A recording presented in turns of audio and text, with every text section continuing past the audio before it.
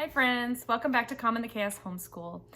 If you're new here, my name is Davine and I homeschool 4 kids ages 10, 11, 12, and 14. So we are still homeschooling. I don't know who's watching us that is still homeschooling. Let me know if you are still homeschooling just like us. We do sort of do a year-round homeschool, but we're still doing our regular schedule. We do something a little different for the summer. So check out my next video to find out what we're doing this summer. Every summer changes a bit, but I'll be making a video talking about our summer plans and summer school and what my plans are for that. So stick around if you're interested in that. But today is our May update.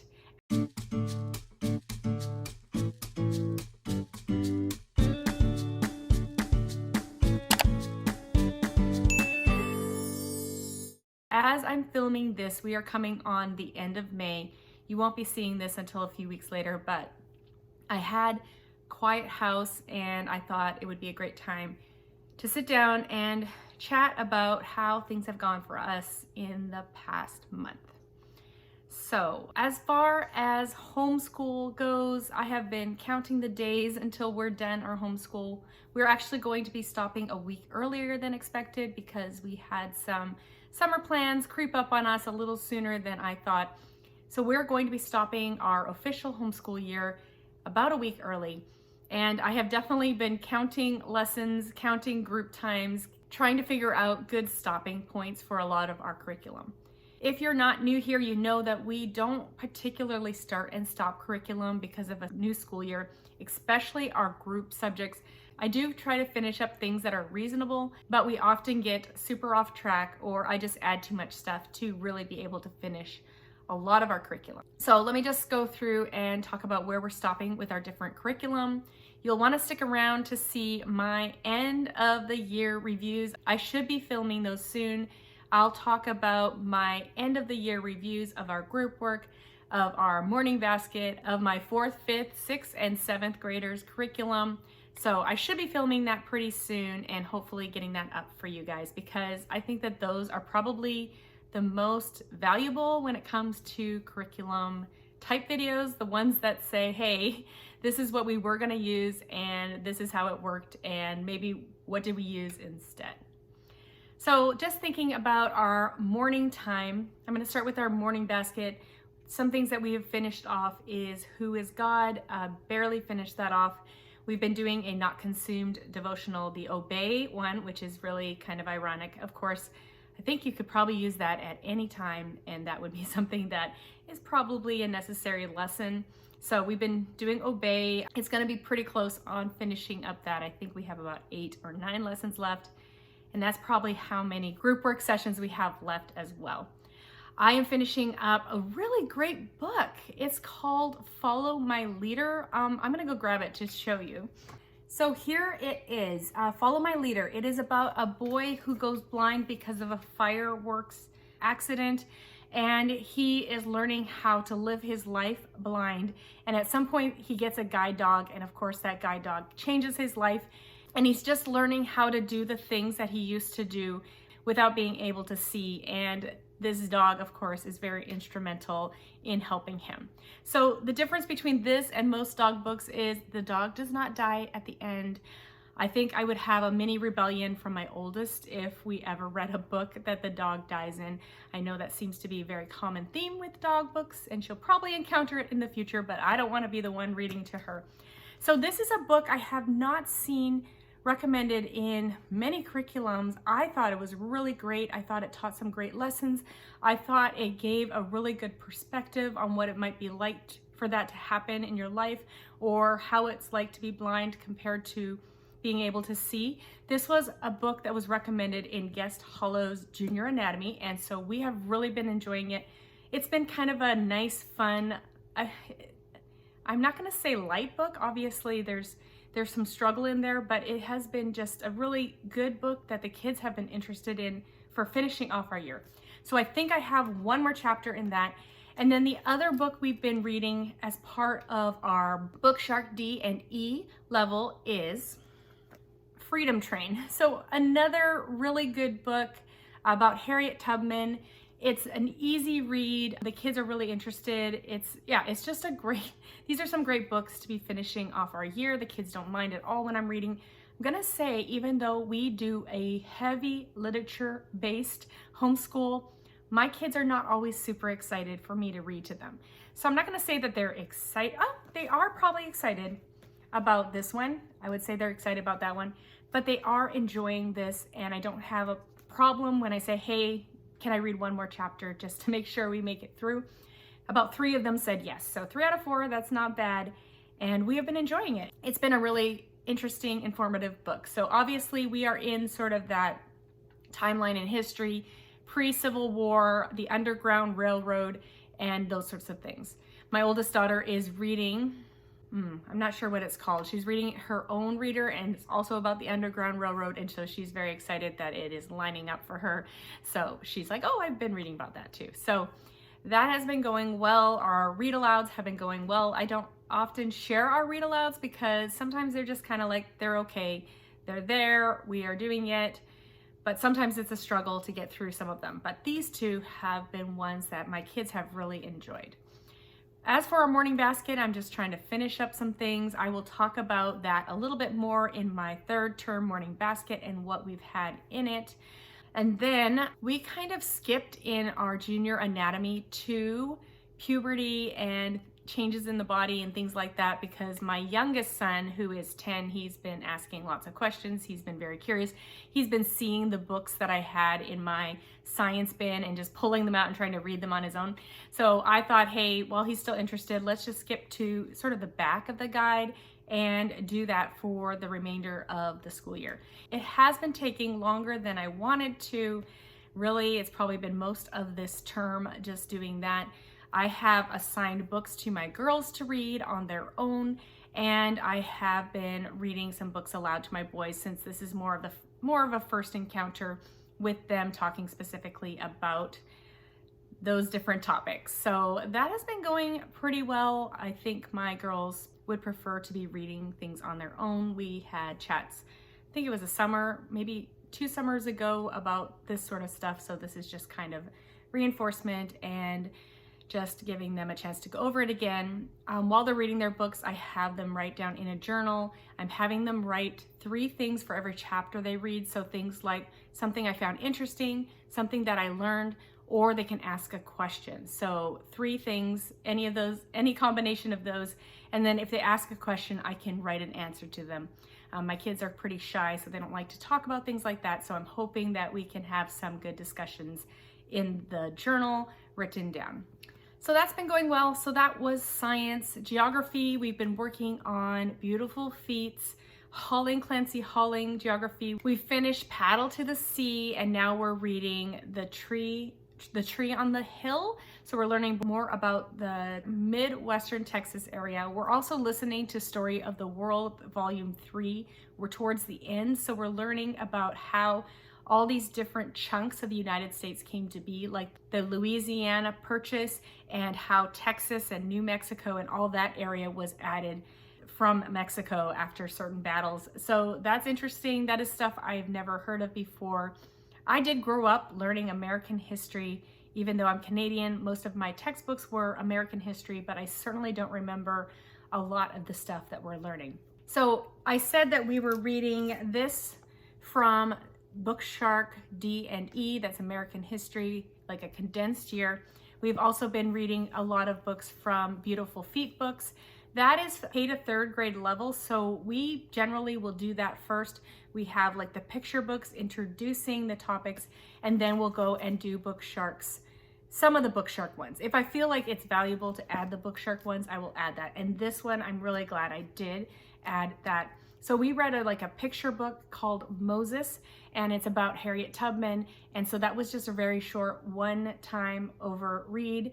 And it was just an initial look at her journey. And now we can go into it more in depth in this chapter book. So that is what we have been learning in history. We continue to watch Guest Hollow's suggestions for junior anatomy on YouTube, as well as their world geography and cultures. We're finishing up all the videos to just get caught up with where we are and where we're going to be starting in the new year with that curriculum.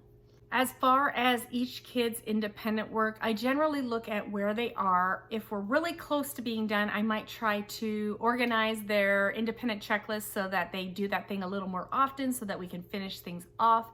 If they are not going to be able to finish, but they're still kind of close, I will probably add that to their summer school work if it's not something that's too heavy. And if they are super far off, then we just continue as is, or I take it out for a while and we restart in the new school year. So my girls are doing pretty well. They are definitely waiting for that end of the year. My middle daughter, she's starting to ask like, how many more days? How many more days? So I have 3 weeks left. 2 of the weeks are sort of half weeks and then 1 full week. So roughly 2 weeks of work split up into 3 weeks. And so if she wants to have all 3 of those checklists, she can go ahead and grab that. We are actually taking my Monday and Tuesday. I usually take the first Monday and Tuesday of every month off, but when I'm filming this, it is not the first and second Monday coming up of the new month. But I do think this was a long, when they have like 5 weeks. I feel like it's been at least 4 weeks since we've had our 2 days off, and we are feeling the need to take our Monday and Tuesday off and have a short week next week so that we can do another week and a half and just finish strong. So my 2 girls are pretty excited, especially my middle daughter. She has wanted her own bedroom for a very long time. And so our house has 4 bedrooms. So of course my husband and I have 1. The girls share 1, the boys share 1. And then our 4th one has been our guest room and homeschool room. So I have a lot of homeschool storage. I have the 2 girls' desks in there, but basically if we have guests come over, then we will pull in a huge mattress and have our guests like sleep there on a mattress on the floor. And I do have my sister and brother-in-law come and visit pretty often. So that is generally what we've been doing. They get the homeschool room while they're visiting. But my middle daughter has really wanted her own space, and I think a few months ago I agreed that that would probably be a good idea at this point. I have always felt that it's good to learn to share. I always shared a bedroom with my sister, but my 2 girls, their personalities are super, super different. And I feel like it is probably the fair thing to do at this point is to let them have their own space. So that means I am kind of losing my homeschool room. So we do a lot of things in my living room. We have a lot of bookshelves in our living room. I don't have an issue with my house looking like I homeschool here. That is what we do. I am not super into aesthetics. It's okay. I'm fine with having books everywhere and my stuff kind of out in the open. So I did tell my girls that if she does move into that room, I am going to need to have some space in each of their rooms for things that I need to store, things like games, things like homeschool curriculum, upcoming homeschool curriculum, things that I need just to have a place to store. So that is the conditions. And then we can still use that as a guest room when my sister and brother-in-law come over. My daughter can just go have a sleepover with her sister. So that is something we're working on this weekend. I definitely wanted to have that long weekend to be able to deal with all the organizing and decluttering and sorting and just figuring things out and moving furniture around and moving stuff up and down the stairs. So that is something we're working on. We got a lot done this morning. So yeah, and then we have some beds to move around and things like that. So got a lot done this morning, definitely not done, but I am feeling like we had a good start. We got a few boxes of stuff out of here that we don't need anymore. So that is what we're working on as far as home organization and things like that. Now this next part I have actually made a video twice about. I'm having a really hard time talking about it. I don't really have tips for anyone as far as all this goes. I wanted to tell you that we have been really struggling with one child in particular. I definitely don't want to share any specifics, but we have been having a hard time with this child, I would say for a long time. And then in the past 3 months, it has just escalated and escalated and escalated until last Wednesday. It was just awful. Like I didn't definitely at the point where I feel like I've tried everything and this child is just so angry. And I know there's a lot of hormonal changes going on at this time, and it's just feeling very defeated, like there's nothing I could do, like this child is going to be angry about every single thing, just so super easily triggered about everything. And it was just really hard, and it has been really hard for, I would say, several months. We've had a really struggled with his child and just not knowing how to deal with these behaviors.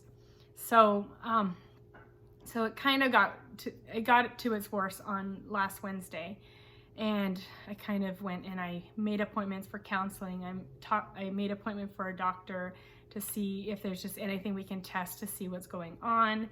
I made up a new reward system, and I will say that new reward system has definitely helped. Thursday was still kind of, I was okay. It was like walking on eggshells, trying to keep the chaos, the anger, the explosion from happening, because it seems like once it happens, it just keeps going.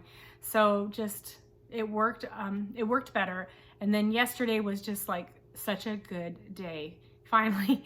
And I wasn't exhausted from dealing with emotions constantly. And I feel like if one child is triggered, then other children get triggered, and then it just piles up, and it just becomes really unbearable. So I just wanted to share that with you. It hasn't been easy the last few months. It hasn't been easy the last few years. Usually a child or two, we're going to have issues with a child or two. I wanted to share that just because I don't think you need to know all the details, but I want you to know that if you are having struggles in your homeschool, if you're having struggles with your child, with parenting, with things like that, that it is normal. I always have to keep remembering why we homeschool and reminding myself that it wouldn't be better if I wasn't homeschooling, because I know what it was like when my kids were in public school. I know the attitudes and behaviors and things that I was dealing with when they were in public school. It may not have been to this extreme, but I know it did not help. And so I know that it's not my homeschooling that is causing this, and this is actually the better scenario versus if this child in particular were in public school. So I wanted to just talk about times when you feel like you just can't homeschool anymore, and just to remember that this is what God has called you to do, at least at this time. Take confidence in your decision making when you decided to homeschool this year. I'm not saying that there's never a different solution, or that going to private school or even public school or just changing different types of schools isn't an option. That is an option, of course, but just take confidence in the fact that this is what you're supposed to be doing right now, and pray to God for help. Talk to your friends. I have definitely been talking to my friends and just like venting to my friends, and it's just so nice to have people who are understanding and can just let you know that you're a good mom and that you're not messing up your child. And if you are struggling with this and you don't have friends that you can reach out to personally, definitely send me an email, message me on Instagram, come into my Facebook group. There's a lot of wonderful women there who would love to encourage you, and I would love to pray for you if you are going through a hard season with your child or your children or your homeschool or your family. So I just wanted to let you know that even though I'm here making videos and showing you my systems and my organization, and this is the curriculum that we're using, I just wanted to share that with you, because in the background, things are not always as perfect as it may look when you're watching something like this. Homeschool moms that are sharing on YouTube definitely go through some of the struggles that you are experiencing, and you're not going to see it as often as it happens. Like I said, this has been going on for months, and I have made videos that I don't know. I didn't want to just put up a downer video or a video that just talking about my problems without any solutions. Like, yeah, the reward system worked. Is it going to work long term? I don't know. It was helpful. We are going to try counseling and see if that helps. But like, I was just kind of at that point where things needed to change and it just could not continue the way that it was. On that note, I am having another child who is really struggling with completing work even today. Yeah, didn't do a lot of work the last 2 days, and it is Saturday, and is refusing to do any of the work today too. So we're kind of at that point where I don't know. I am not one to just say, okay, well, you're having problems, we're going to just stop. But how to work within this and get what we need accomplished in a more positive way, I don't know. So I'm struggling with that now in May. 3 more weeks of homeschooling. Yeah, so that is what's happening over here in our household. Comment below if you need prayer for anything. Let me know how your May and your June is going. Are you guys done homeschooling? Are you still trying to finish? Yeah, reach out to me if you need prayer. I would love to pray for you more specifically. And thank you all for coming today, and I hope to see you in my next video. Bye, everyone.